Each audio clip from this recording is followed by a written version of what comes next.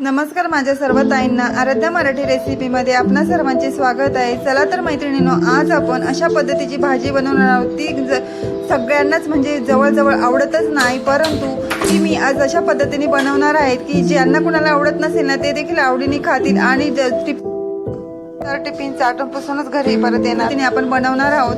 तर इथे मी कढई ठेवली, कढईमध्ये जरासं नेहमीपेक्षा जास्त तेल टाकायचं आहे आणि लसूण देखील थोडंसं जास्त टाकायचं आणि तो असा पूर्ण असलेलाच टाकायचा आहे। त्यानंतर बारीक केलेले असे गिलक्याचे काप टाकून घ्यायचे।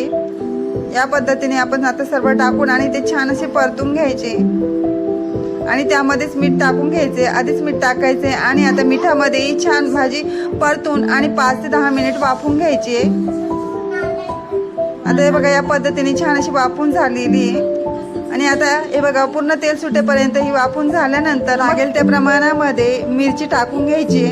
त्यानंतर धणे पावडर देखील अर्धा चमचा टाकून घेतली, त्यामुळे पण छान चव येते। आता मिरची पण छान एक साईडने परतून घ्यायची आणि यानंतर ही भाजी थोडीशी पुन्हा वाफवून द्यायची। हे बघा या पद्धतीने पूर्ण अशी शिजला जाऊ द्यायची, न पाण्याचा एक थेंबही न वापरता कोरडी अशी मस्त भाजी लागते ही।